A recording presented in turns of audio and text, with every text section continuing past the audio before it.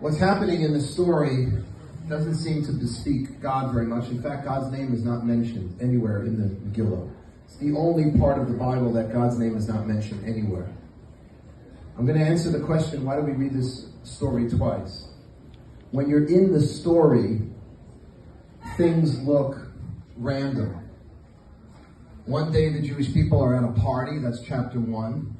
We're going to read that in a minute. The Jewish people are partying it up with the king.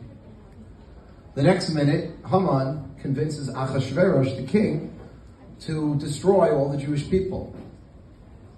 Seems crazy. On one minute, Haman is preparing the gallows for Mordechai to be hung upon.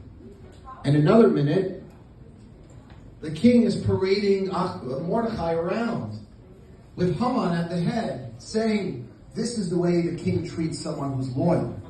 Everything seems like it's upside down. The world is upside down when you're in it. But what happens to the world or a story in your life when it's over and you get to look back at it afterwards? Because the first time, presumably none of you know the story. You're going to be reading it as it happens in real time.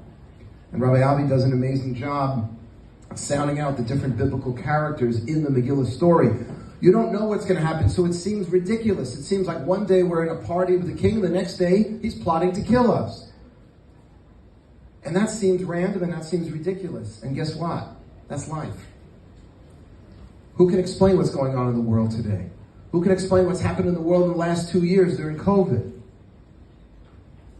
But when you read it the second time, after it's all over, and now you can figure out, you know why those parties had to be. You know why Esther had to invite this one to the party and that to the party. Why the king couldn't sleep in chapter 6. And then all of a sudden, he calls for his advisor to bring the book of Chronicles. And they happen to open it up to the page where it reports Mordechai saving the king from a plot to assassinate his life. All of that doesn't seem to make any sense in real time. But once the story is over and you're reading it for the second time, you're like, that had to be because of this. This had to be because of that.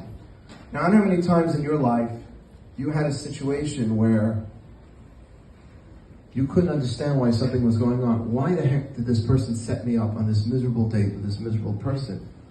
Why? What were they thinking? But then, because you met that person, you were able to set him up with someone else, or whatever the other examples of dead-end jobs you've had, or other situations, and sometimes we don't get the chance to see why it had to happen.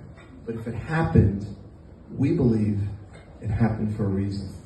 Megillat Esther, my friends, the revelation of the hidden, that which doesn't make sense, is one day going to make sense. Does anybody know the only holiday on the Jewish calendar that the rabbis teach will always be celebrated? The only holiday that will continue, and it says it at the end of the Megillah, is the holiday of Purim. Because guess what's going to happen at the end of the... Scott's like, yeah. It'd be such a bummer if it was Yom Kippur, right? No, just kidding. Right? But think about this. Because at the end of days, it's going to be one massive Purim. Because what does the word Purim mean? Lottery. It's the ultimate of happenstance. There's no rhyme or reason.